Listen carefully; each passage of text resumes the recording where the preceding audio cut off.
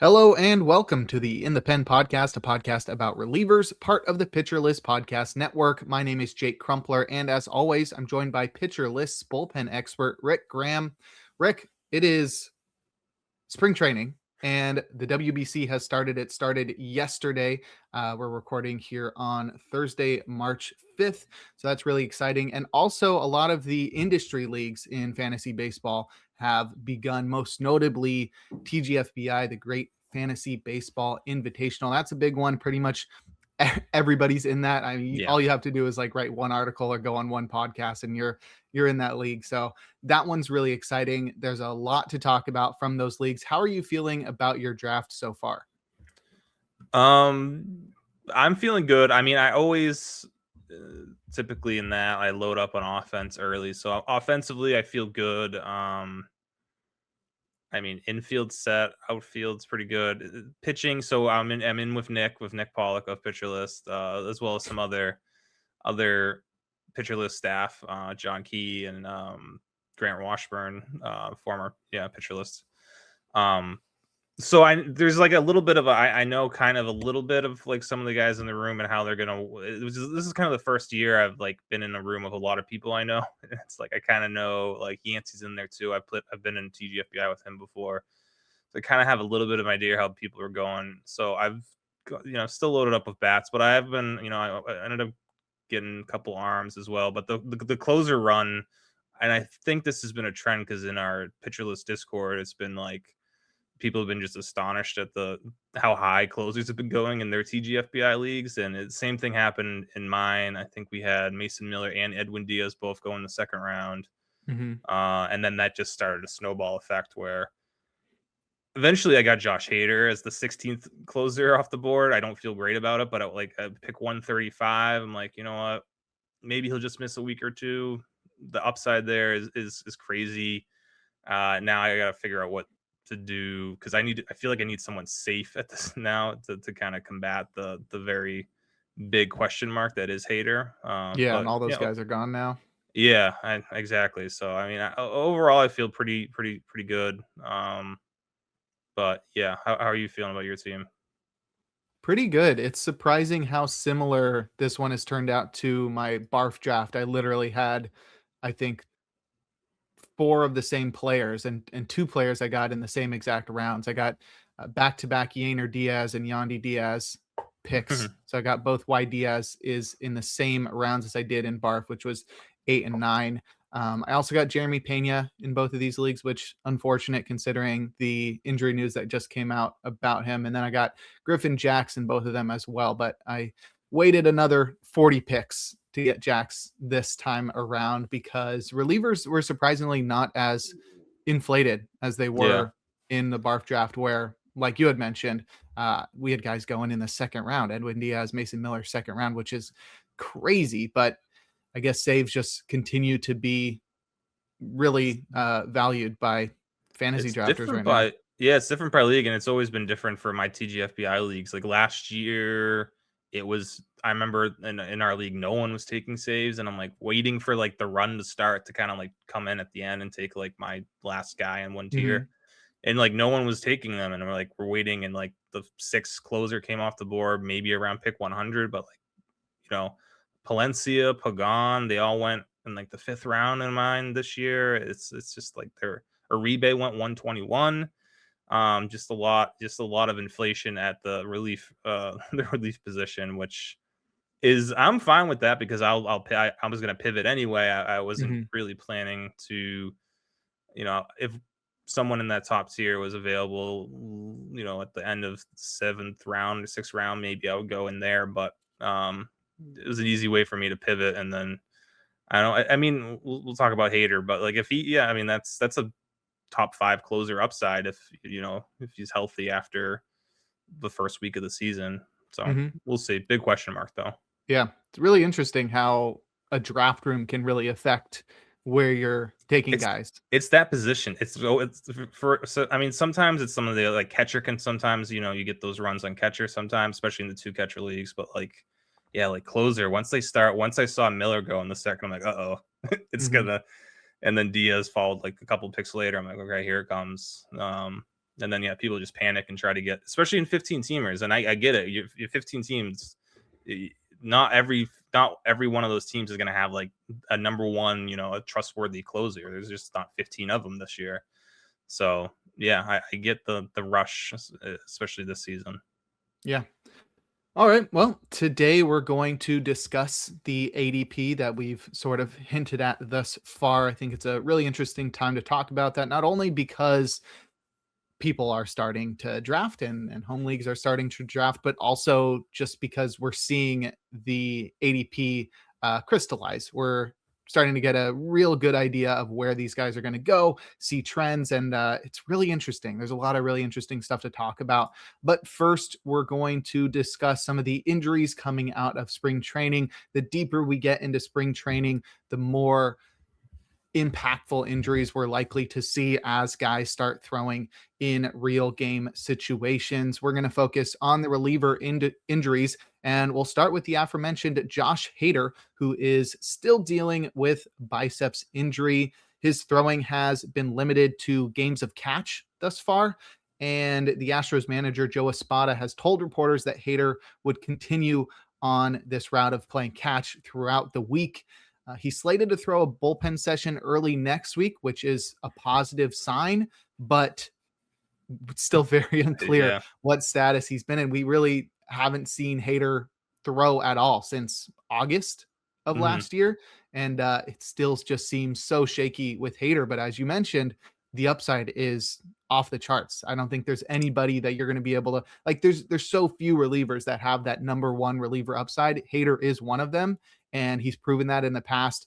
I think his skills are all intact. It's just a matter of, is he going to pitch this year?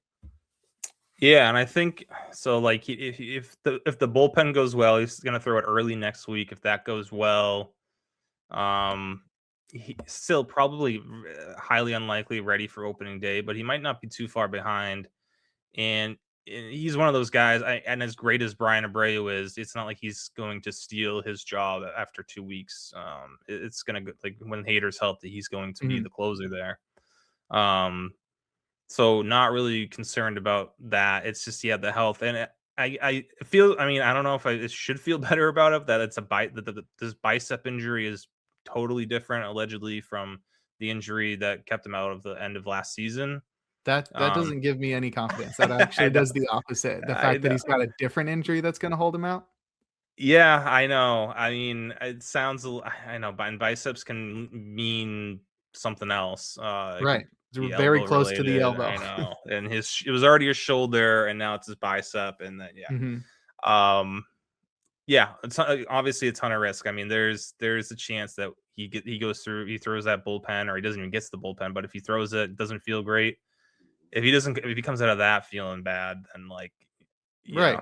we're probably gonna go look at more imaging, and then who knows? So Yeah. I mean, we were texting, and my whole concern is like he could just throw this one bullpen and all of a sudden he needs yeah, surgery and he's out for the season. uh, And that's why it's so hard to take him even inside the top 150, but the upside is just unreal. yeah. I think that yeah, like we were saying, like you were talking, like maybe at 115, and I was like, yeah, maybe I'm not gonna be there because I was picking at the end. So I'm like, if it gets to 135, I'll probably consider it.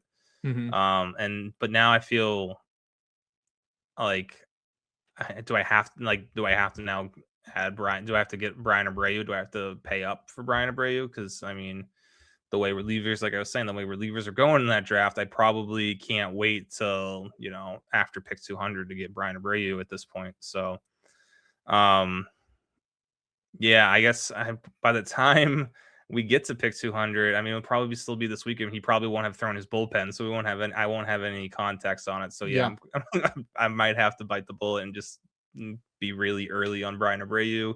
Make sure I have the Astros covered. And either way, like having both those guys, if they're both healthy, like they're still very valuable in that league. Right.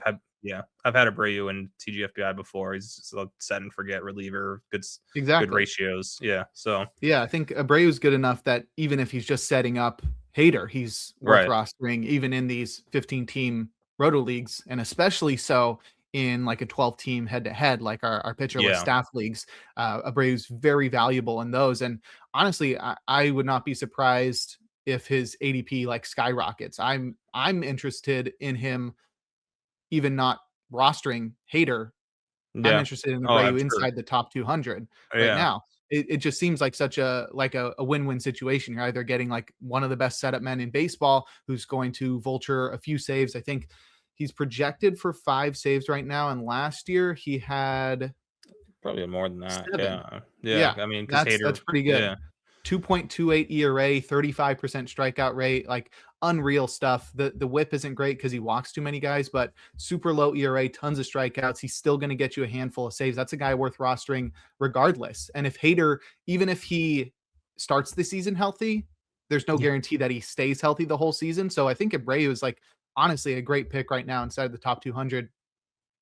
Yeah.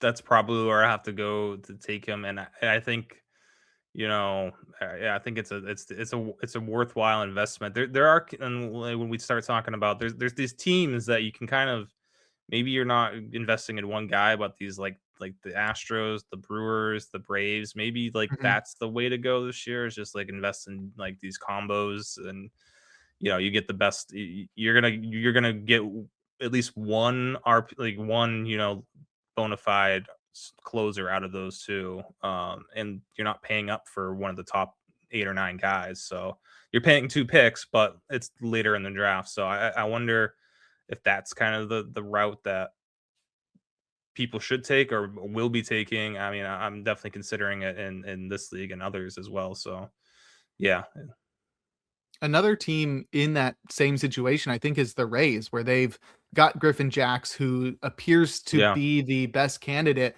but they've also got guys like Edwin Uceta and Garrett Cleavinger, and there's no real clear guy there. I think Jax has emerged for us as a very clear target in the majority of leagues. I've already put my stamp on that by drafting him twice thus far, and way ahead of the ADP because I'm very confident I, in not only his abilities, but he's very like Brian Abreu, but honestly better and with less impediments to his ability to take over. And it looks like now Edwin Uceta is unlikely to be ready for opening day because of his shoulder injury. Pitching coach Kyle Snyder said that Uceta is probably still another couple of weeks away from getting back on the mound. So I think Griffin Jackson, Garrett Cleavinger are going to be in that same, situation as Brian Abreu and Josh Hader, where you can yeah. get both of those, and Clevenger you can get super late.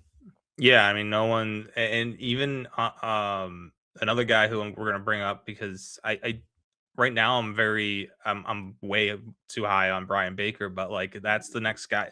If we're not drafting Griffin Jax as the closer, if we're thinking there's going to be a committee, then who are those guys in the committee? Because the next two would be Clevenger and Brian Baker, who's been mentioned a little bit as potential, being in the mix for saves. So and Baker's going like 750. I mean, no one is going after Brian Baker, and like I Mhm. don't. He has. I mean, it's not just like the potential for saves in Tampa Bay, but he's also a really good pitcher as well.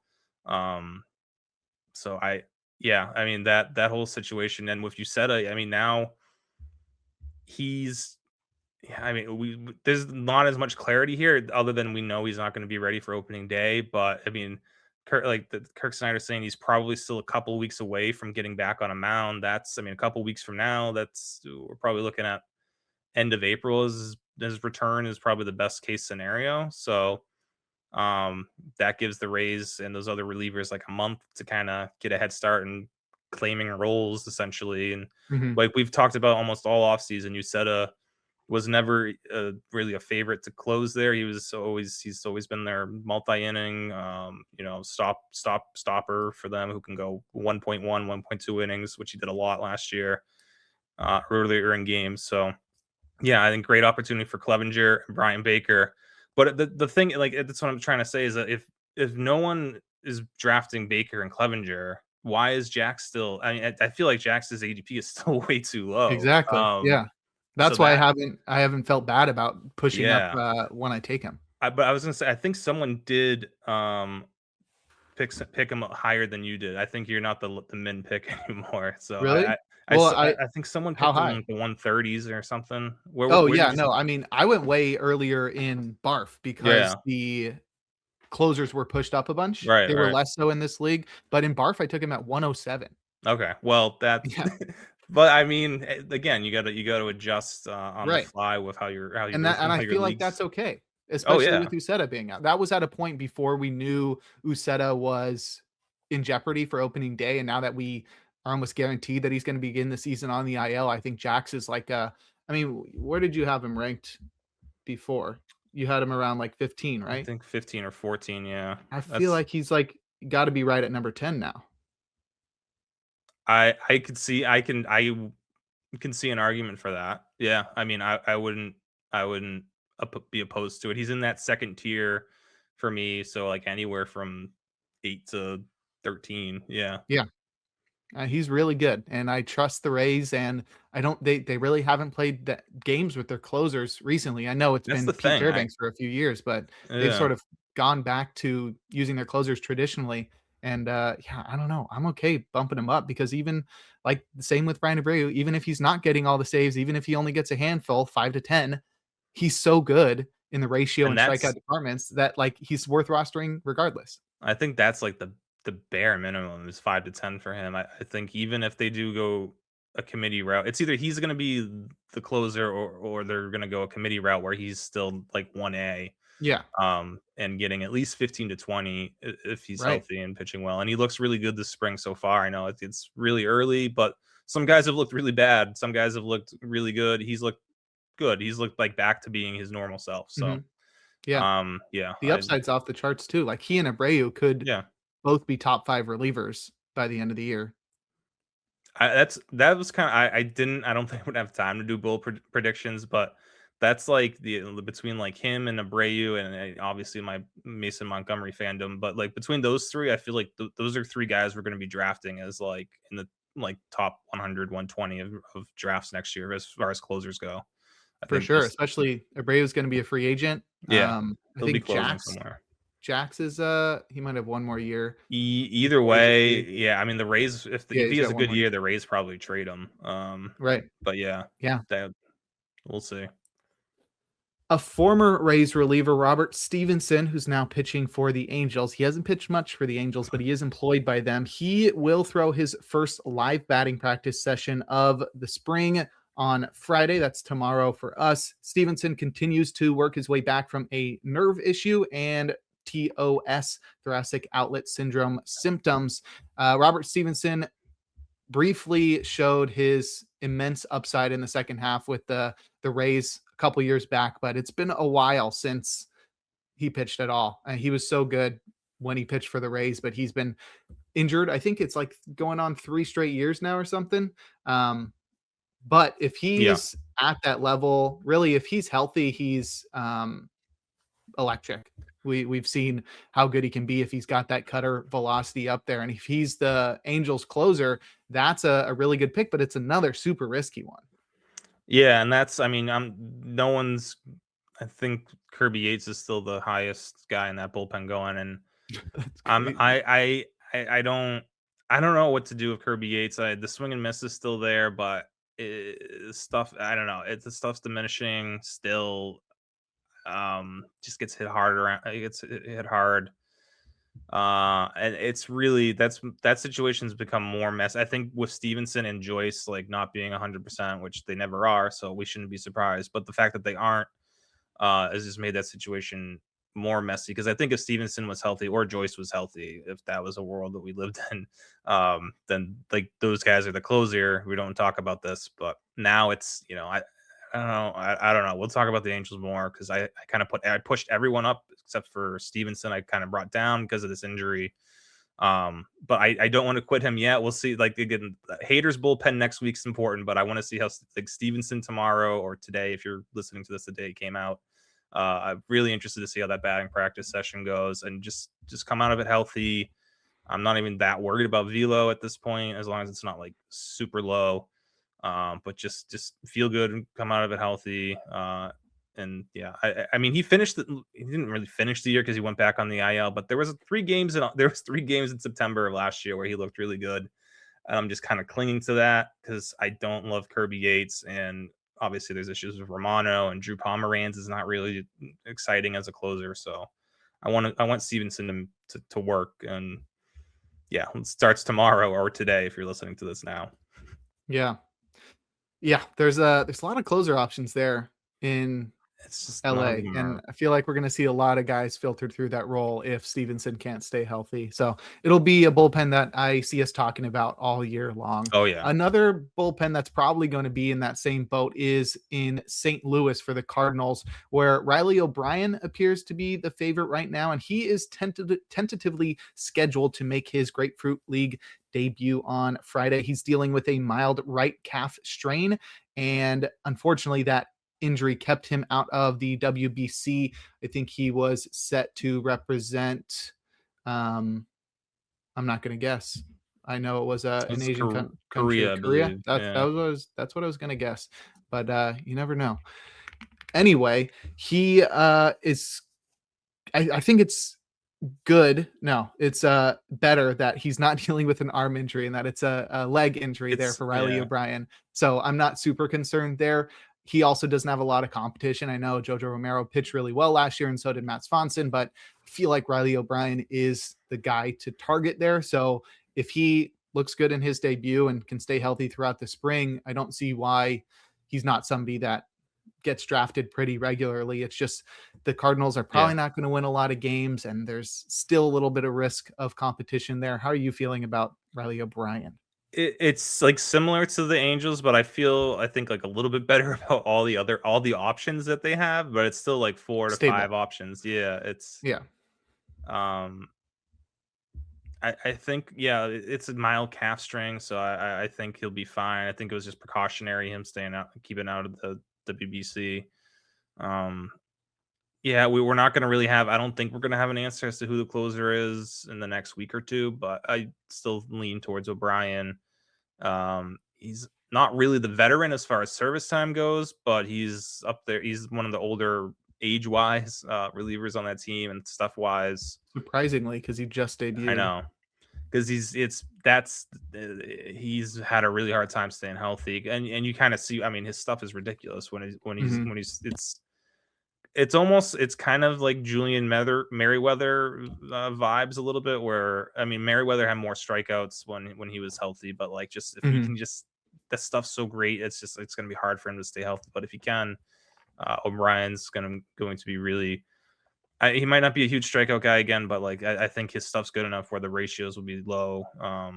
And hopefully you get at least 15 to 20 saves if he's healthy there. So yeah, it's his ADP is still low. Someone I would definitely consider in the 300 range.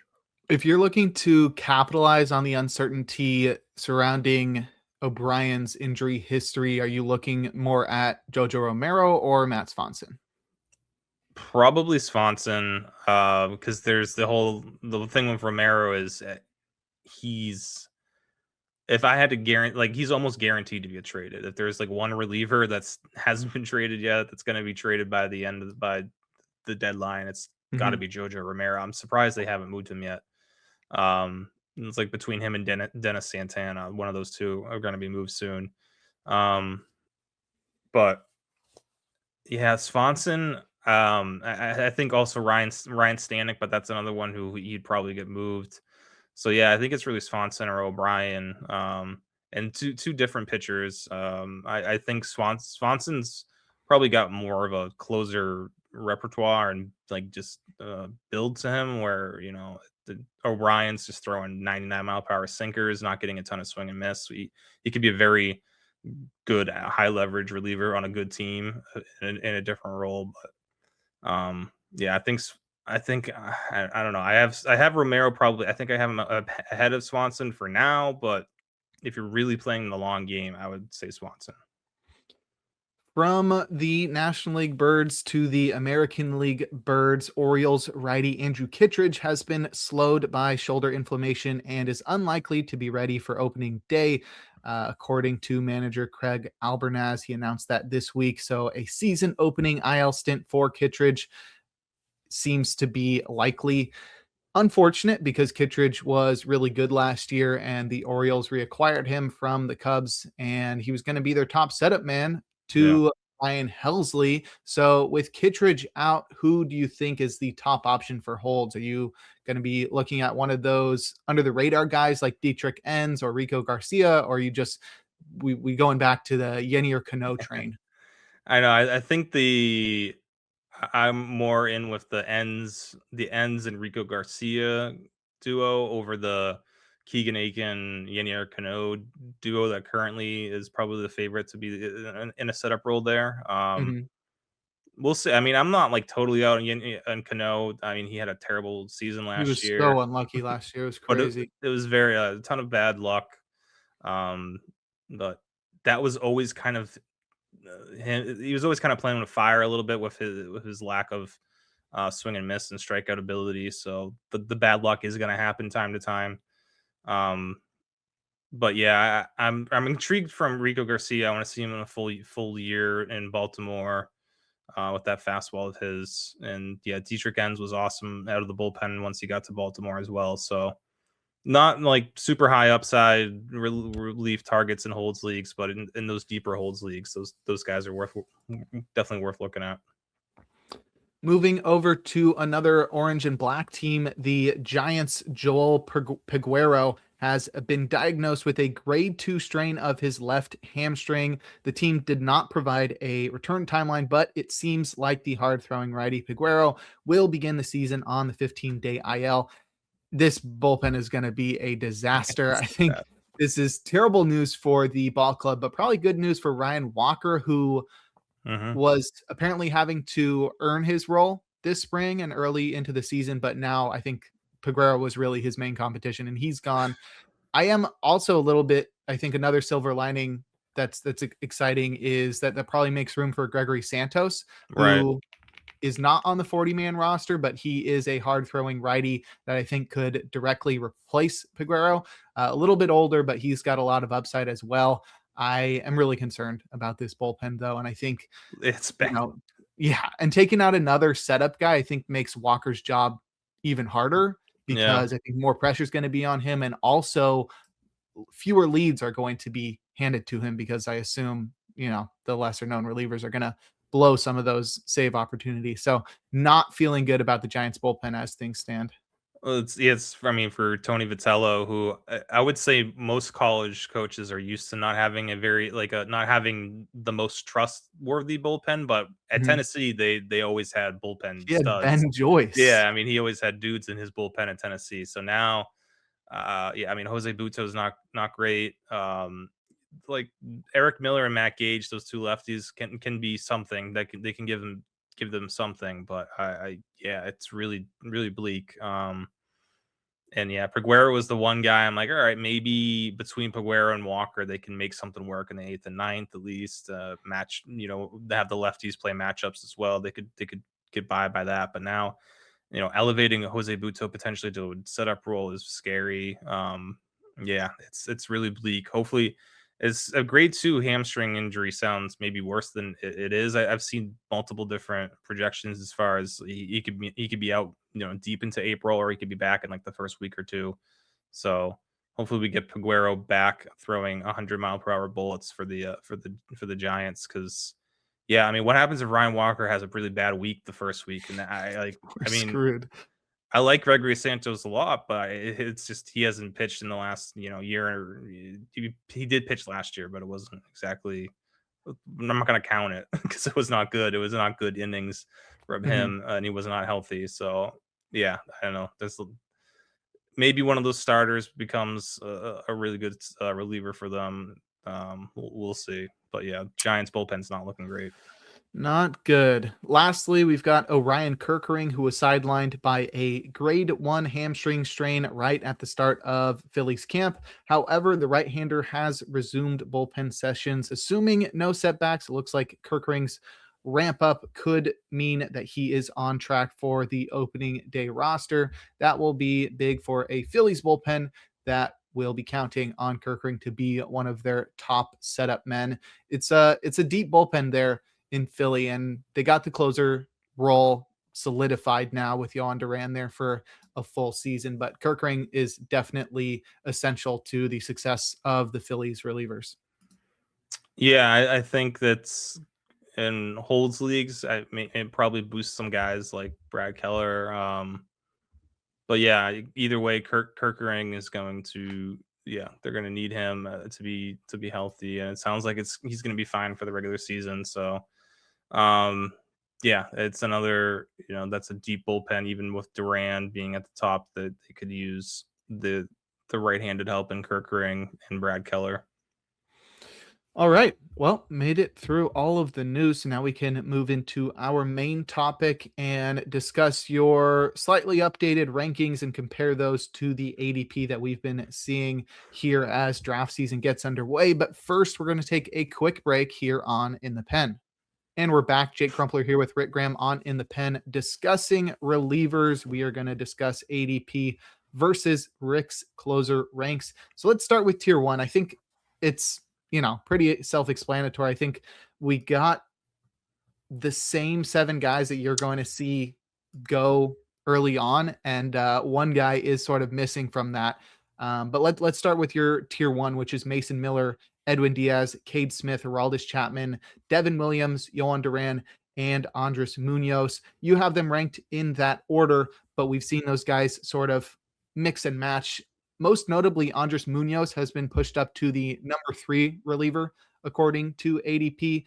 And the guy who's been pushed down the most is probably Devin Williams, who's going as the 8th reliever. So people definitely are rewarding Munoz for the success that he had last year and carrying that over into the next season. Whereas Devin Williams' lack of success last year, Yeah, they're sort of dinging him for still that. punishing him. Right. And I don't think that's fair. I think all these guys are very comparable. I think Mason Miller and Edwin Diaz are sort of in their own tier at the top, and ADP agrees with those guys sort of separated by 10 picks. And like we talked about, those guys have been going in the second and mostly the third round, but we've seen a lot of second round picks of Mason Miller and Edwin Diaz. I don't know if there's much to talk about here with these guys. I do think, though, that Devin Williams has been a good discount, and that I'll be Yeah. avoiding, or I'm probably not going to get any shares of Andres Munoz. Yeah, I think, and I kind of wanted to move some of these guys around in my updated rankings, but I don't know. For this group, I want to see.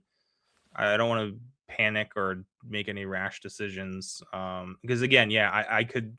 There's like 18 different combinations that I would be okay with between this group. The only thing that I will say is that Mason Miller is one, maybe in his own tier for me. Honestly, he could be in his own, and then Diaz through Munoz is their own little tier. I don't have like a ton of worries about Diaz. Just, it's always weird going to a new team, new situation, especially the Dodgers. Like, he'll probably be on the IL at some point. He'll maybe get like 80% of the saves there, which is still good. He'll be fine. But I don't know if he's got Mason Miller level upside, especially. I mean, Miller's already throwing. He already looks ridiculous this spring. I hope he doesn't. I hope he just keep some for the regular season. Yeah. But then after that, like, I thought about moving Cade Smith and Aroldis Chapman down as well. I mean, Chapman stuff's down this spring, which I'm not concerned about because he's as a veteran. That's typical. The only thing is that last year, I believe at this time he was like, we were kind of getting excited because he was throwing like 99, 100 in early March. Maybe I'm guessing he's just taking it easy. And like Cade Smith, they're taking it easy with Cade Smith in general. He just finally made his first appearance tonight. Looked fine for the most part. Velo's a little down, but the Velo's down for pretty much everyone here except for Andres Munoz, who, that was the one thing I was worried about, is that Munoz's Velo has been just plummeting over last year throughout the year.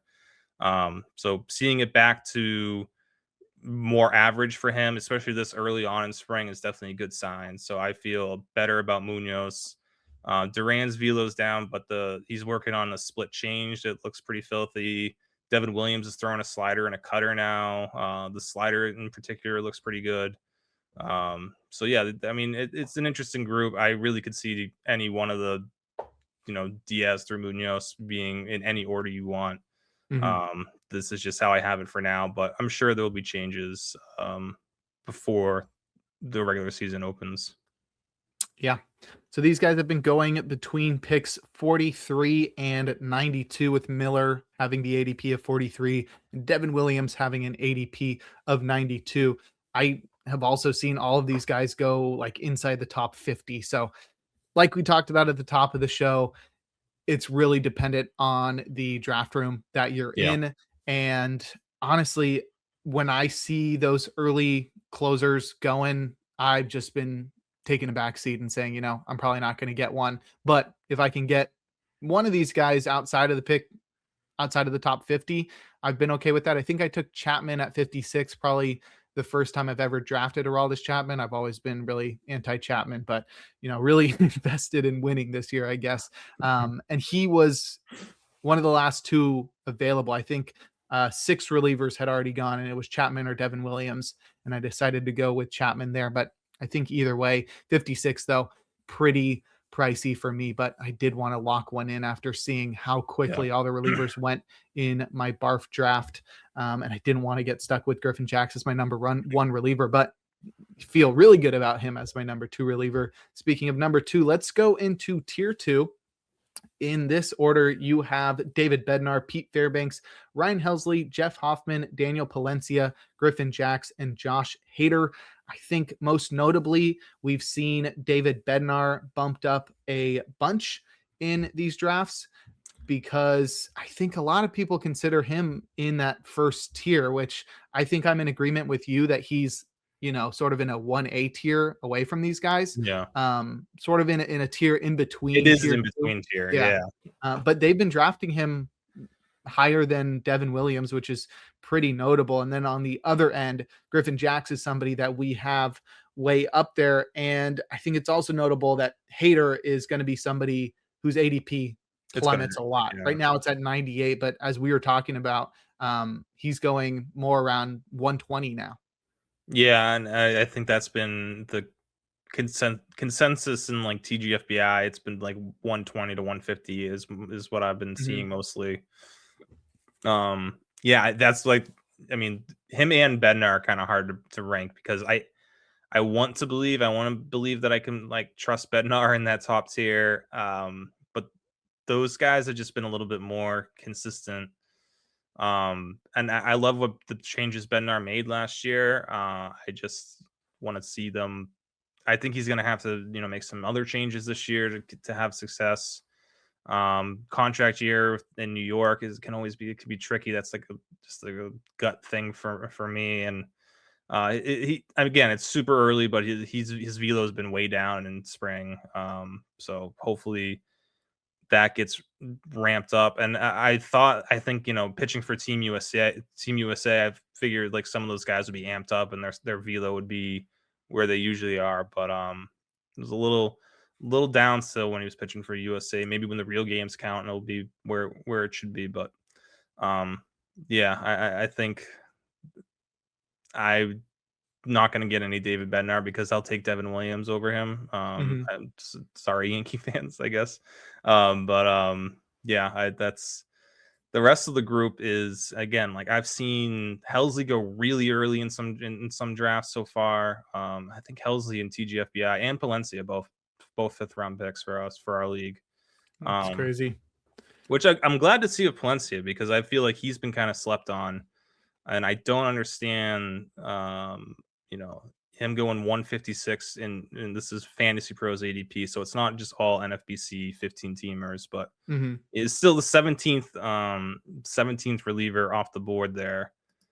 And I'm like trying to picture what 16 relievers are you pushing in front of Daniel Palencia, who's stuff wise is nasty, has a role on a good team. We talked about this last week. It's just yeah, I just like Palencia a lot as far as where he's going right now.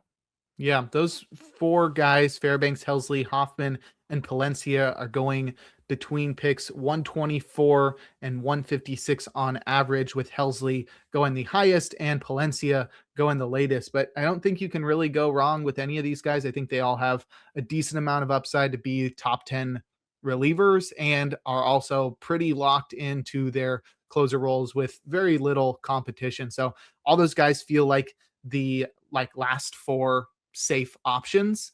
Yeah.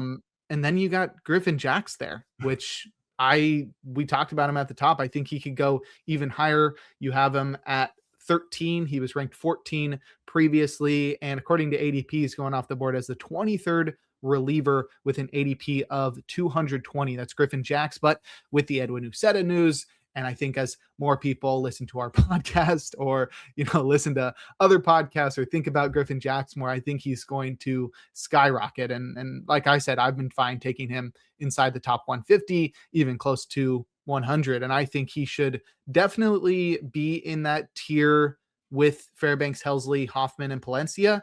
And I'm almost tempted to push him more towards David Bednar because Yeah.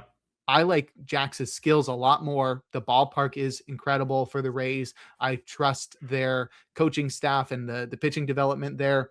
And I think the competition is comparable to the other guys. Yeah, I mean, there's definitely a case to be made that, and especially the closer this tier again will probably be moving around. And like if we get good news about Hader, he'll move up at least closer to Bednar. If we get some sort of like inkling that Jax is going to be the closer there in Tampa Bay, I mean, yeah, then he's a top 10 option. Again, I like Jeff Hoffman, I can move down below. I don't think he hasn't pitched this year, and they've just been talking about the plan is for him. So I don't really have a read on Hoffman yet. That's kind of a tough one. Where I don't really know. I mean, Helsley's already pitched. His velo's down a little bit, but I'm not too concerned. Fairbanks looks fine. And then Fairbanks is another one who's kind of getting slept on. I think the way we talked about how he's able to tinker and add pitches to his arsenal now that his velo is not the same. But it's kept him healthy last year, and that cutter he developed was really good. So, but yeah, I mean Jax, and even I mean, yeah, I don't know. This is an interesting tier, and one that I felt sketchy about kind of a month ago, but now I'm starting to buy in a little bit more. I think there's a lot more buy-in on, especially like Ryan Helsley.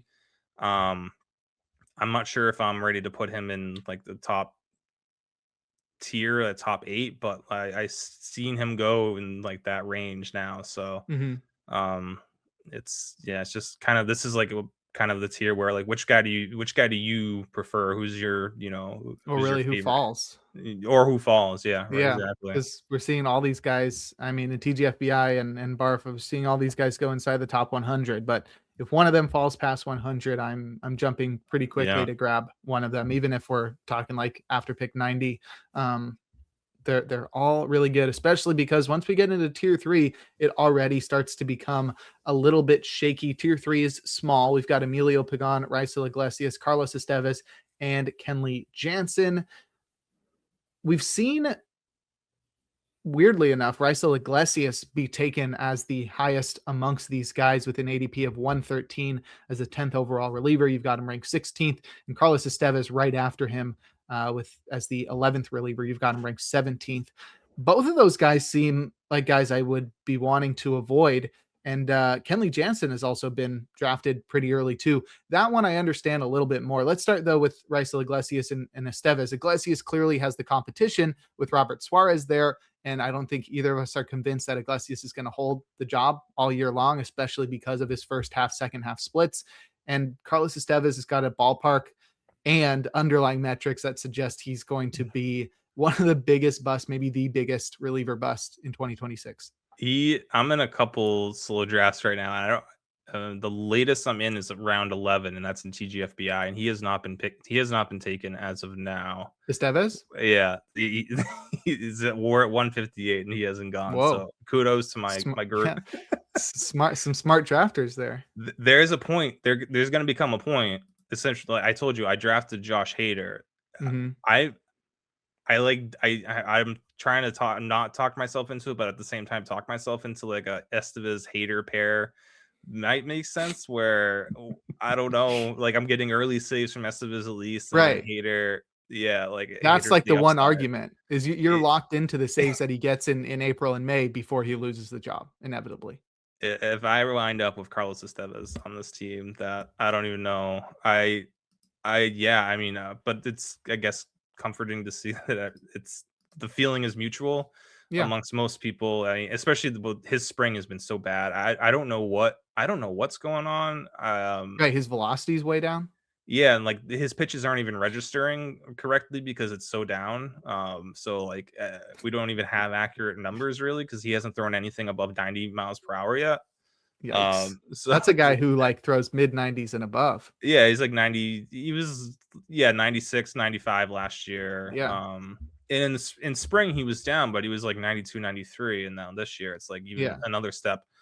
Um, but again, and I hope, or I'm think I like this is a good year for the WBC, or this is a good reason for the WBC is like I'm hoping that because he's pitching for the Dominican, with the team that pitching for your country, I'm hoping he ramps it up pretty quickly, Mhm. and we see like he's not just throwing 86-mile-per-hour meatballs in like these important, further important, relatively speaking, WBC games. Um, but yeah, I don't know. I mean, he pitched he in one of their exhibitions, his last outing, he was throwing again, none of his pitches registered as fastballs because nothing was over 90 miles per hour. Mhm. That's So scary. so I don't know. We'll see on Estevez again. It's risky. It's obviously going to be risky with him no matter what. But if he drops near pick 200, there's not a lot of competition there that I trust. I mean, Matt Strom and Lucas Ursig are good, but I don't. I think Estevez is pretty safe in that role. I mean, he might just be messing with us with this velo thing. So, Iglesias is the one that He I wants don't. to he wants to draft himself later, That's someone someone that made that joke. depressing his own ADP. Yeah, exactly. I mean, hey, Emmanuel Clase did some shady stuff to make some Right. money. I don't know Mayo Central thing. what the betting markets have for Carlos Estevez's fantasy ADP. Maybe there's something Mhm. there. Um, but I mean, yeah. So talking to him earlier about like those teams with like two closers or two, going with like the double tap with like a Hader, Abreu. If Iglesias was going a little bit later, I could see that being a pretty interesting move. But like, he's still going, and he went early again. He went early in my TGFBI. He was in the 110 range or one before that. Mhm. So I just can't justify that with the situation there and the fact that they made sure they got Robert Suarez and they wanted Edwin Diaz. Mhm. The Braves just don't seem committed to Iglesias as the closer, despite what they're saying publicly. Yeah, I I just can't figure out why his ADP is up so high. I get taking him, around where you have him ranked, where there's still a little bit of uncertainty, but people are convinced so much so that they're drafting him ahead of that other group of guys we just talked about, yeah. with the Pete Fairbanks and Helsley and Hoffman and Palencia. He's going ahead of all of those And, guys, which and is Suarez is still going like 200, but pick 200 yeah. inside 200. So it's like there's something missing there. It's again one of those situations where I guess it depends on who you are and what you believe is happening in Atlanta, but some people are not convinced, and some people are convinced that Iglesias is the guy. I, Mhm. I, Maybe it's to too open the risky. season, but yeah, I mean, Sure. maybe it's a similar situation to Estevez where you're locking in, you're banking saves earlier in the season while he has the Yeah. closer role, but then he loses it later on. I don't know, just Yeah. like that's fine if he's going as, the 16th reliever, how you have him ranked, but when he's going as the number 10 reliever and you have these other guys that are guaranteed to be the closer almost for the entire season, I I know. don't want to invest in Rysel like that, especially when you can get the guy who's likely to take over that role later in the season, Robert Suarez, 100 picks later. Yeah. Exactly. And I would feel pretty confident saying that Suarez returns better value throughout the year than Iglesias. Suarez is already throwing 100 miles per hour. Still, he's ready to go for the season. But yeah, I don't know. It's a weird one. And yeah, Jansen, I think Jansen's probably that's everything about where he's going is reasonable. It's probably a little too Yeah. high for me. Yeah. Um, Me too. yeah, But it's like if he's pitching, he's getting saves. yeah, exactly. And it sounds like Detroit they are kind of pushing, or it feels like they're moving off that. Um, we're gonna just still use a committee approach. They had, I think it was like earlier this week, maybe. They had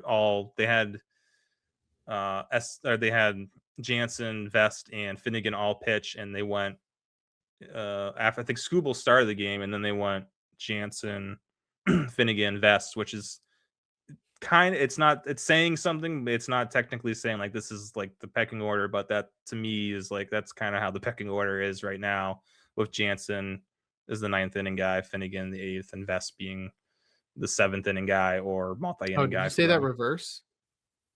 I don't know, I might have, but You said it's Jansen, Finnegan, Vest. yeah, Was that's that how. 9-8-7? Was that No, seven no, eight nine? no. So in spring training, I feel like your closer usually comes in after your starter comes out of the game, Oh. and then you kind of because they want this closer to face like before the Oh, better hitters. yeah, because then the A ball guys start coming in like sixth, Got it. seventh innings.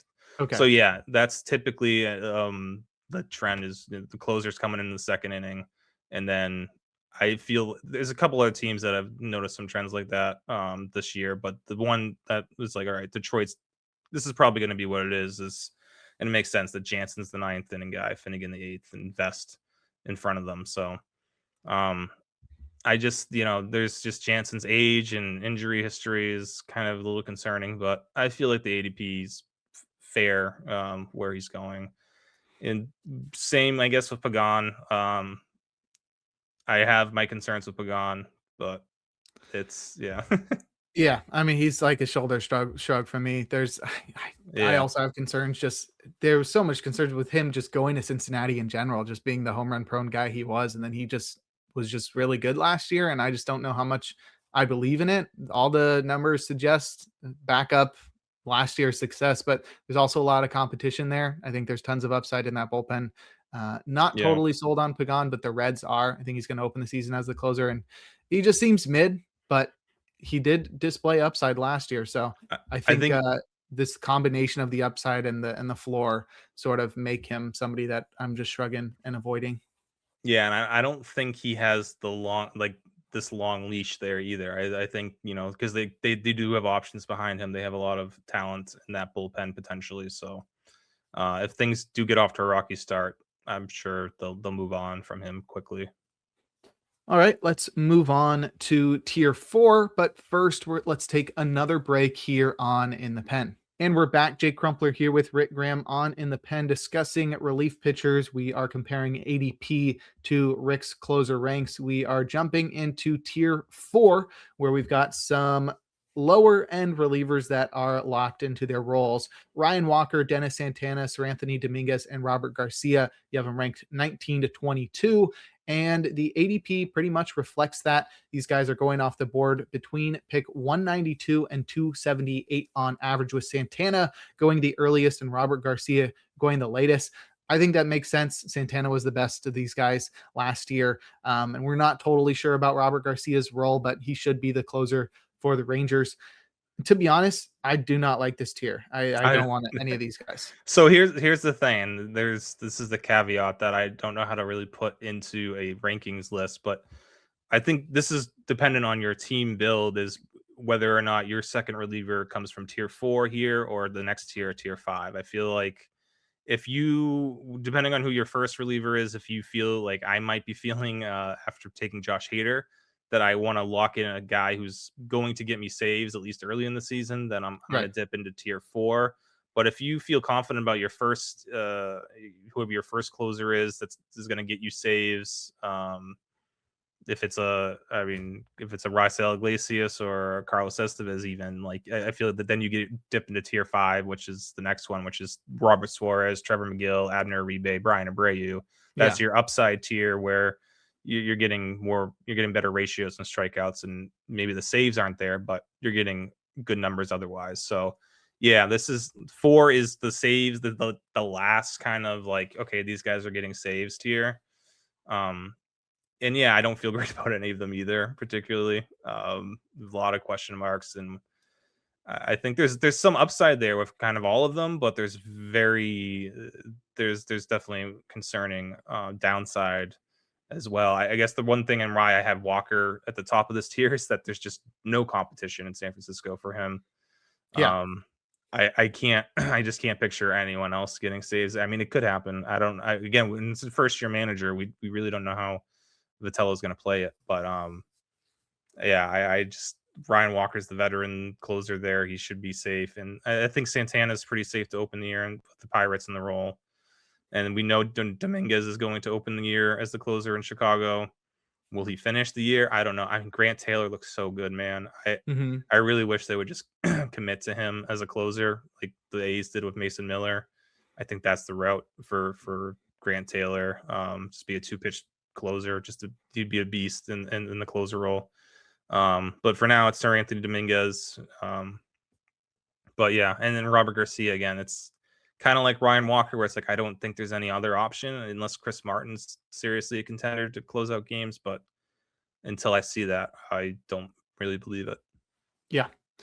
I definitely will probably not be dipping into this tier, but I do You don't understand feel good what you about it if you say. do. Yeah. No, but I do understand what you say if your first closer is somebody that you're not, really sold on or that you feel a little bit uncomfortable about, getting one of these guys definitely guarantees you some saves at least early on, and that's fine. It's just the ratios and strikeouts are, something's going to be missing there, even if the guy holds on to the closer role the whole season. But if Yeah, I might. somebody, go ahead. I was. I probably should switch these tiers because if our our rankings are typically for head to head, Mhm. and if this is kind of more like a roto 15 team roto because that's kind of where my head is at right now. That's Right. kind of, but like, yeah, I feel like if you're in a head to head, I would definitely go into that next tier Yeah. unless you're Tier really desperate 5, for saves. Yeah. yeah, definitely more secure saves in tier 4, but tier 5 is definitely better skills, guys that are going to be, I think, rosterable regardless of their role. It's Robert Suarez, Trevor McGill, Abner Uribe, and Brian Abreu. They're going between picks 138 and 260, but I think we are seeing a lot of change in these guys. I think Robert Suarez is probably going to move up a little bit, but he might be locked into that 201 ADP. However, the real interesting discussion here is with Trevor McGill and Abner Yeah. Uribe, who Yeah. we've been texting a lot about. We messaged in the Pitcher List Discord, which you can get access to by signing up for PL Plus or PL Pro over on pitcherlist.com.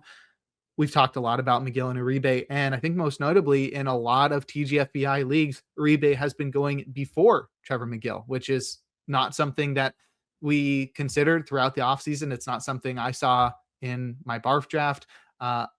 It doesn't, it makes a little bit of sense, but I think with the way that the Brewers are discussing how they're going to deploy these guys, that's probably why you have them linked and a lot lower than you had.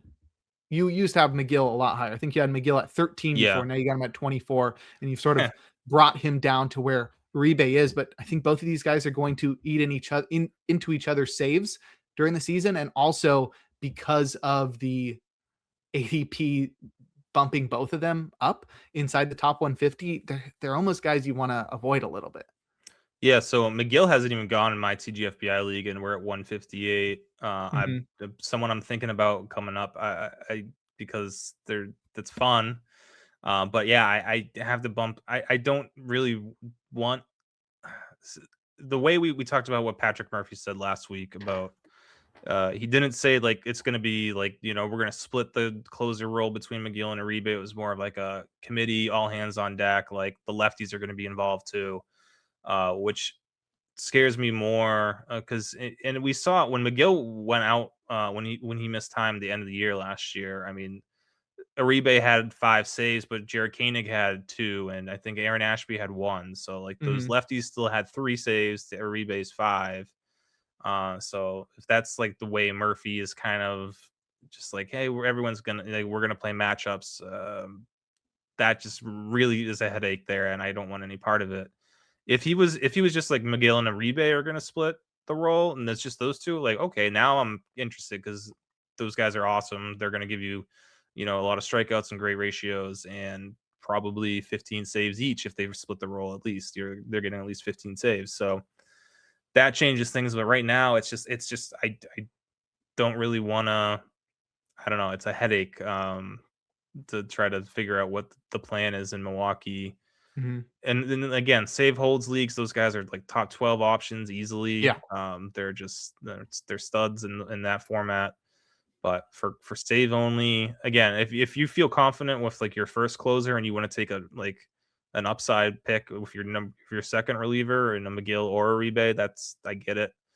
But yeah, the ADPs I'm gonna be interesting to see how once we get all the TGFBI data, like where McGill and Uribe went, because I'm seeing mostly Uribe going in ahead of McGill. Mhm. I think Um, he went 121 in both of our leagues. yeah, I mean, and McGill's still on the board, and it's Mhm. like I don't think as far as I can tell, nothing has been said to like warrant that necessarily. I mean, Uribe looked good the other night in his Dominican debut, and I think he just was throwing 100 and Mhm. struck out the side.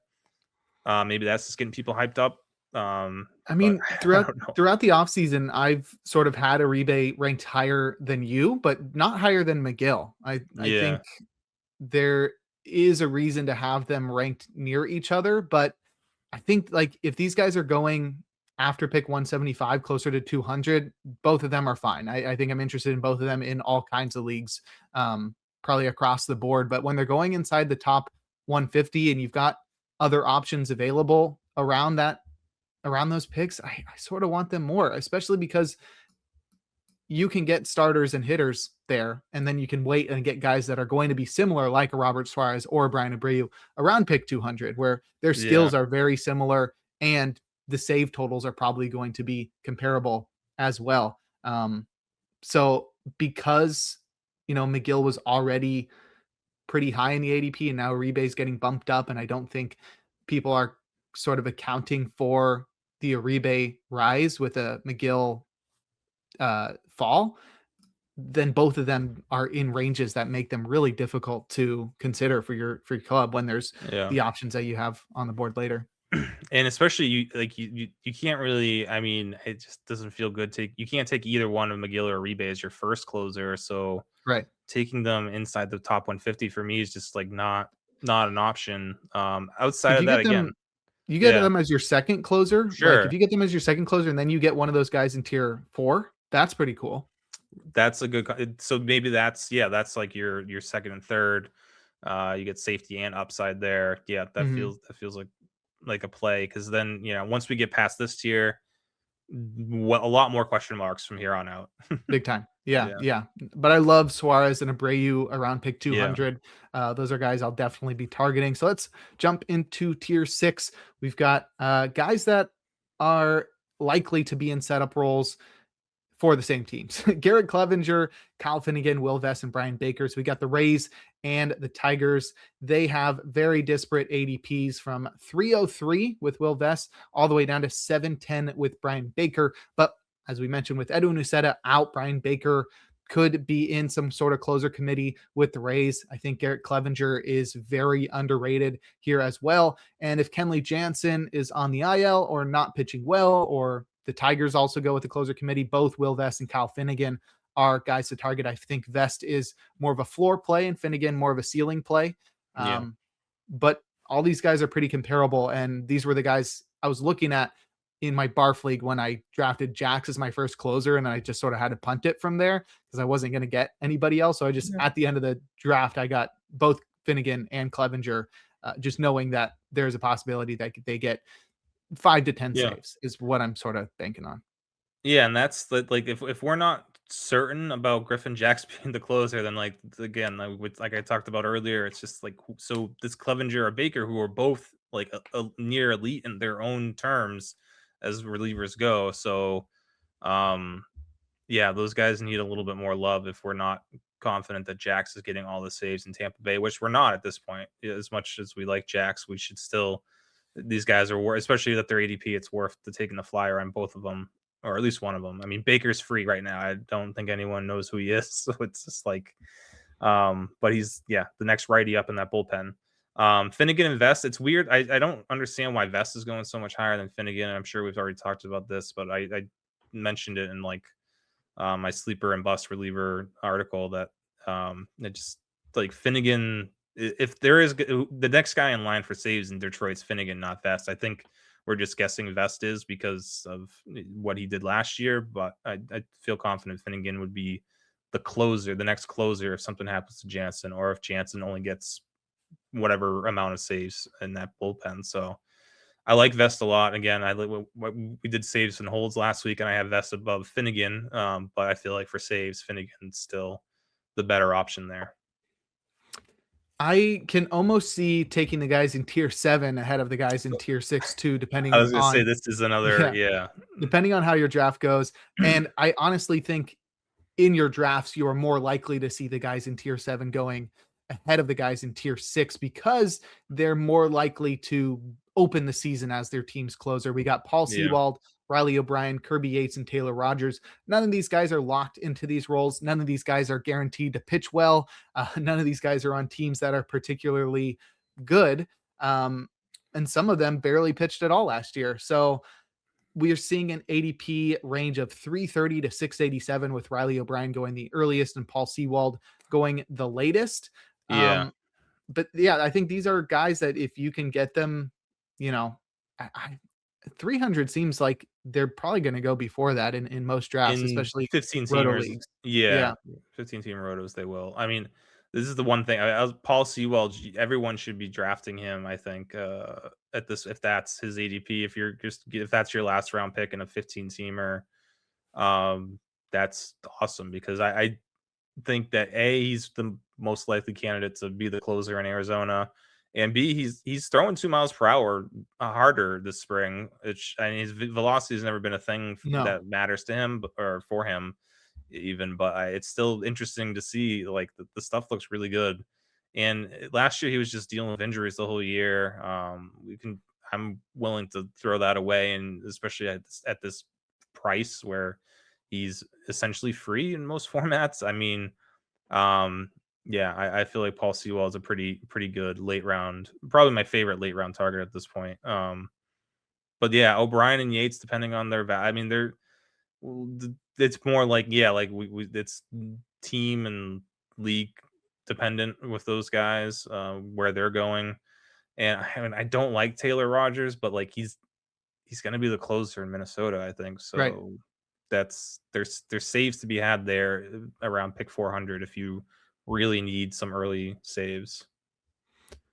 All right. And those guys are a little bit boring too. I think Riley O'Brien is Yeah. probably the one that maybe has like tangible upside. The other guys, it's like they really got to get lucky. But tier 8, we got real tangible upside, but also just bottomless floors. We got Robert Stephenson, Clayton Beater, Justin Sterner, and Matt Swanson.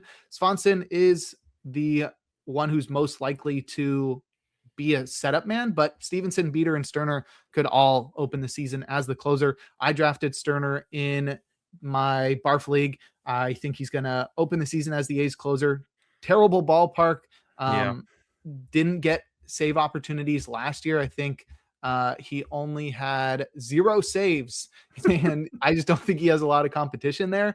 And I do think he's the best reliever there. Just, really dependent on how the team deploys him. And then Clayton Beater and Robert Stevenson are sort of similar and dissimilar. I think similar in the fact that their floors are like they could provide negative value for you, where Stevenson just doesn't pitch and Beater just walks every single batter he faces.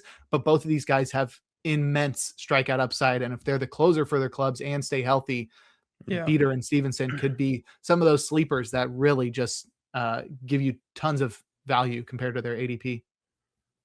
Yeah, I again, like, yeah, Beater. I mean, all three. I guess all four of them. It's like if they're the closer, then they move up significantly. Um, but that also does come with significant risk, mostly with Stevenson health wise and Beater Mhm. command wise. Sterner and Swanson, I don't know. Maybe those teams might have a hard time moving away from a committee approach, but Stevenson and Beater definitely have a chance to get early saves for their respective teams. It's just, what are we going to They're so see from? risky, There's either injury risk or command risk with Beater, also some injury risk with him as well. But but they're I going late enough. If you get them after yeah, pick 400, it's fine. yeah, exactly. Take And that I risk. don't. I don't know who else is going to take that role in Washington. it's a mess. It's one of the worst bullpens I've seen in covering bullpens. Like Mhm. it's really, I mean, San Francisco's not that far behind, unfortunately, but like Washington's on their own planet Yeah. right now. So until we see some of their, I mean, hopefully Jarlin Susanna comes up and is a closer for them at some point this year if he's not starting. So yeah, but I like Beaters. The stuff is awesome with him. It's just the command is atrocious. Yeah. Tier 9 has guys that are in situations where the closer role is undetermined, so they could sneak in there and provide sneaky fantasy value, but if not, they're probably guys that are just on the waiver wire all year long. That's Jojo Romero, Kevin Ginkel, Drew Pomeranz, and Chris Martin. Romero and Ginkel are going around pick 385, while Martin and Pomeranz are going at 707 and 670 respectively. Um, I think people are more likely to take the chance on Romero and Ginkel because the path to the closer role seems more clear because they've been the closer Yeah. before. Whereas Chris Martin has never been the closer. We don't know if he doesn't want to, or if teams don't like him, or what. Maybe he's just listening to too much Coldplay. And Drew Pomeranz just didn't pitch for a few years, and now he's back. But now he's on the Angels, and that seems like the worst place for him because he's somebody who hasn't been able to stay healthy. But he was really good last year, and the Angels is a Yeah. good spot for him to find a closer job because everybody could just start dropping like flies, and then the last guy standing is He's Pomeranz. the most steady. He's like the only guy who I could kind of consider like steady in that bullpen, right? I mean, that might be what That's they're crazy. and that's not, so when talking about like Detroit and how they use their bullpen in the spring. This was the other team I was thinking of. They went I forget who started the game, but then the first guy out of the bullpen they brought in was Pomeranz, and then they went Pomeranz, Yates, Romano, which that might be something. I mean, one of those three is probably going to open the if depending on if Robert Stephenson makes a late push, which I'm hoping for, but I wouldn't bank on it. But if it's between Pomeranz, Yates, and Romano, I mean, Pomeranz is the safe option of those three. That's He's a crazy. lefty who doesn't have closer experience like Yates does or Right. Romano, but I don't know. It's probably going to be Jordan Romano at the end of the day, and this is all for nothing. But I don't know, that bullpen is just maddening, and Pomeranz definitely at 707 at that late. If you're in Mhm. deep leagues where you're picking that late, like sure, throw a dart at True Pomeranz. Yeah. And then with like Ginkel, Sewald goes way later. I think we like him a lot more. So I don't ever see myself drafting Kevin Ginkel. No, yes, I mean the same with Romero. I like the other Yeah. guys in both those bullpens better. Mhm. I don't know. We'll see if Ginkel has like he hasn't looked that great this spring, but if he has a good week or two and his stuff flashes, maybe. But yeah, I think I'd rather take Sewald, especially the way that they're getting drafted currently. It's definitely the bigger discounts with Sewald. Tier 10, we get into the best setup men in baseball. And I think in head to head leagues, 12-team head to head leagues, I'm bumping this tier up Sure, maybe one or two because the ratio and strikeout upside that these guys provide. We got Jeremiah Estrada, Garrett Whitlock, Tanner Scott, Grant Taylor, and Adrian Morahone. All these guys have locked in closers ahead of them, but they have so much upside that even if they're only getting 1 to 3 saves, they might still provide value. And if an injury happens, these guys automatically just skyrocket up the closer ranks as they take over a closer role. right. I took Tanner Scott in my barf league. I feel like the way that the Dodgers are likely to deploy their bullpen, probably taking it easy on Edwin Diaz, not pushing him back to back days a lot because they want him ready for the postseason and the likelihood that he has some phantom IL stints as well. I think Tanner Scott's probably going to get a handful of saves. Also, the Dodgers are probably going to win a ton of games, and Diaz can't save all of them. So I expect Tanner Scott to be one of those guys that gets, 5 to 10 saves just by being on a good team. And he has closer experience. So he's somebody that I'm happy to take as one of my last picks. But these guys are all going inside the top 400. So I think a lot of people are keying in on the fact that these guys are the best non-closer relievers in baseball. Yeah, I think we are quick to forget, especially with relievers. Like, Tanner Scott has like a bad 50 inning season, and we just forget about how good he is and the stuff that he possesses. Right. So yeah, I'm definitely envisioning a bounce back for him. Yeah, this whole tier again, like if you're depending on your league format, they could be pushed up 1 or 2 tiers, maybe even 3. Again, I guess like points leagues, these guys are obviously awesome to have. Mm-hmm. And again, yeah, Grant Taylor is so good. I He's think, huge in points leagues because he's going to go multiple innings too. yeah, I think he's an absolute just weapon for points leagues and hold. I don't know about holds leagues necessarily, but yeah, I think yeah he'll be. I think he's going to be like really good in just standard leagues because of the volume, the strikeouts, the ratios. He'll get you a couple wins. You'll get you a couple wins, maybe a save or two here and there. And Adrian Morejon's the other guy who like I bumping him up because I was like, all right, maybe he's gonna have a down year after like last year's career year, and then he's like throwing 100 miles per hour in his first. Whoa, He's like 99 something in his first spring outing. I'm like, that's okay, crazy. that's Yeah, and he cool. averaged, I think, 97.7 with his sinker last year. Yeah, so his velo's up, which is super rare with most of these guys. Hopefully he still throws that knuckleball a couple times. But yeah, this is a fun tier, and yeah, those two Yeah. San Diego guys are just really good, no matter what your league settings are. We got some more setup guys in tier 11: Edwin Uceta, Phil Maton, Luke Weaver, Matt Brash, Jordan Leisure. These guys are pretty much the same as tier 10. They are just not as good as them. They're in like the same roles as the other guys where they seem to have locked in closers ahead of them, or they're likely to be used as high leverage guys. Edwin Uceta currently It's dealing with the an injury injury. thing. Yeah, His ADP is at 281. I expect that to drop, but the rest of these guys are between pick 363 for Luke Weaver all the way down to 472 for Phil Maton. But, if the closer ahead of them struggles or gets injured, these guys are likely to be thrust right into the closer role. I think even with Leisure, he's going to be ahead of Taylor for being the closer if Sir Anthony I know. Dominguez struggles. But Taylor's skills are a lot better than Leisure.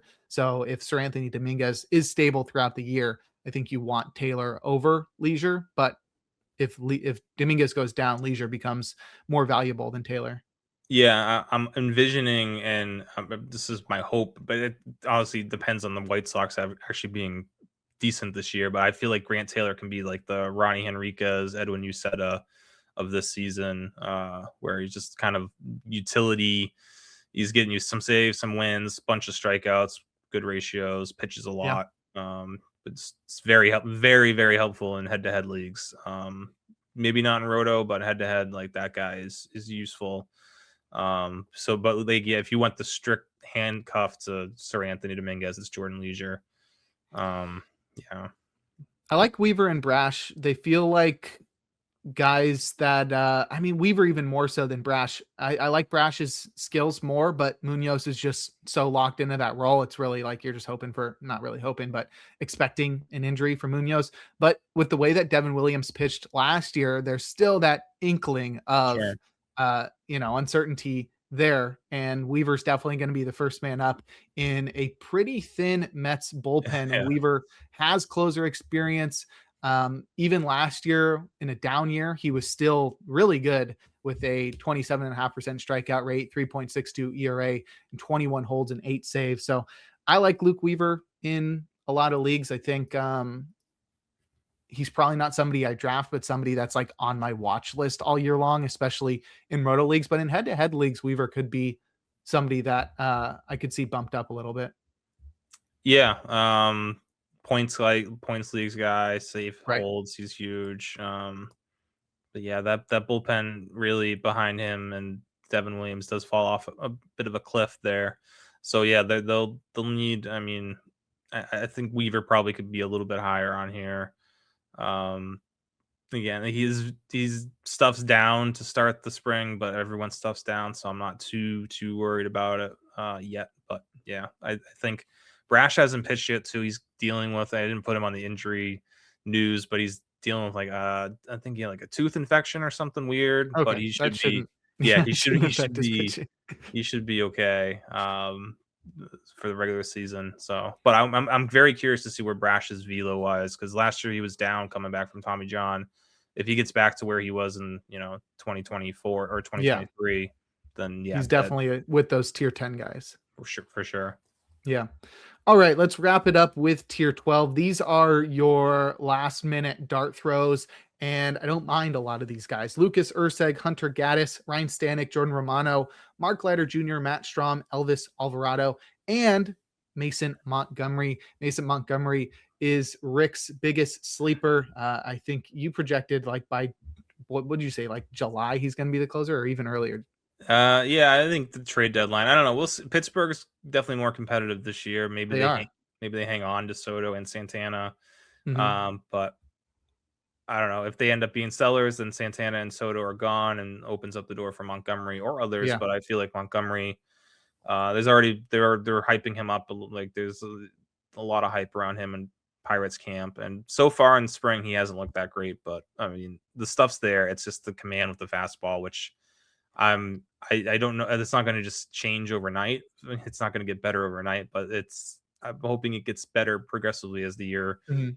progresses and he figures things out, because yeah, the electric arm from Mason Montgomery, and same with Elvis Alvarado, who I'm Not one we've talked about a lot. yeah, he looks great this spring so far. Again, super early, but like his stuff is very. I mean, as far as that athletics bullpen goes, like no one stuff wise really touches him. I like Sterner a lot, but he doesn't like he's not No. Alvarado throwing upper 90s, Mhm. a really good breaking ball. I feel like Alvarado could be like kind of in the Abner Uribe range, where like that kind of maybe he doesn't have the same hype that Uribe had around him, but like he's got that type of upside. Would be fun to see. I don't know if that they have so many other options there. I don't feel like they're gonna go to Leiter or Barlow or who's even Hogan Harris before they let Alvarado close out games. But stuff wise, Alvarado is the guy in with the Athletics. So Yeah, I think yeah, Alvarado and Montgomery are guys I'm not drafting, but I'm definitely putting on the watch list. yeah, However, if I'm in like a draft and hold league, I'm oh yeah, definitely going for those guys, especially Montgomery, um, where there's just no waiver wire at. So you just want to lock in anybody that might be hmm relevant in 2026. And I think Montgomery and Alvarado are guys like that. In terms of dart throws at the end of drafts, if I, did not get the closers that I feel confident in, I really like Urseg because not really because of his skills, but mostly because of Estevez's uncertainties. right, I also like Romano. You've mentioned him a lot, and he was so unlucky last year. He's in an Angels bullpen where, I don't even know how to put my lack of surprise into words that if he becomes the closer, all right. um, I It's wouldn't. It makes so much sense. it might just be depending on how deep your league is. If you want to take a chance on someone in that Angels bullpen, just take whoever is rank them yourself and take the dart on whoever's available. Mhm. Because yeah, it could be any one of these five. There's five guys there probably that have a chance. So, and Ben Joyce isn't that far away allegedly from returning either. So there's another name to add to the mix. Right, right. And then Matt Strom too, alongside Lucas Yeah. Urseg. I like his stuff a lot more, but he is a lefty, so not totally sure. But I just, I feel like if I don't have a lot of good closers, I want to lock down somebody in that Royals bullpen that is not named Carlos Estevez, because somebody's going to be getting the saves when that guy inevitably falters, and it's not going to be Bailey Falter. Scott Chu, who's known for the hitter rankings, but he made a great point. And I think it was in the reliever chat on Discord. He's been like double tapping Urseg and Strom at the end of drafts, and just like one of those guys is going to take over for Estevez because he's not going to keep Right. the role. So yeah, that's another way to play it, where you just take both and figure out which see which one takes the role eventually, because it's I mean, more than likely going to happen that Estevez falters and loses that role. Mm-hmm. Mm-hmm. All right. Well, I feel like if our listeners made it through this podcast, they should be like absolutely locked in for your drafts. I mean, we covered every save relevant reliever here, and I don't know. You know, I feel good about my ability throughout the rest of the slow draft that I'm in, and as we get into our pitcher list staff leagues and our home league draft. So I am excited. I love draft season. It's a totally different feeling than the regular season, and going to have these teams locked in pretty soon, and then we'll get yeah, to watch the WBC, and the it's happening season's right going to now. be, Yeah. yeah, the season's going to be here before we know it. But that's going to do it for this episode. So Rick, why don't you go ahead and plug your socials and anything else you're working on right now? Yeah. Find me on socials at I am Rick Graham. Currently, nothing major. Just getting ready for the regular season, getting everything ready to go behind the scenes for the reliever rankings, and everything I'm going to be doing during the season is going to look a little bit different this year. But there's a lot more content, so it should be for the better. I'm hoping for the better for everyone. But yeah, I'll still, like we said, we were kind of just working on these updates now. I'll probably update, have a little bit of an update on the website, hoping by next week. So that will probably be the next thing. Oh, I do have a deep sleeper article coming out next week for relievers as well, which again, Paul Sewald's going to be on there. A bunch of the names we've already talked about today. Big changes, big month for pitcher list. So definitely go check out the website, sign up for PL Plus and PL Pro so that you can have access to all of the amazing tools we have on the website. You can follow me on socials at Jake Crumpler. You can follow the pod at In the Pen Pod. You can find all of my work at crumplerbaseball.com. I also do some playing time analysis for Baseball HQ, but most of my work is podcasting for pitcher list. And I'm looking to push out my top 100 starting pitchers sometime this month. Got to put in some work on that. Got to grind to get that out. But hopefully we'll get that out. And then everybody, you're going to see ADP for all the starters is just going to go haywire because everybody's going to be, oh my gosh, we got to account for Jake Crumpler's top 100 starting pitchers. But that will do it for this episode number 150 of the In the Pen podcast. We'll talk to you all next week.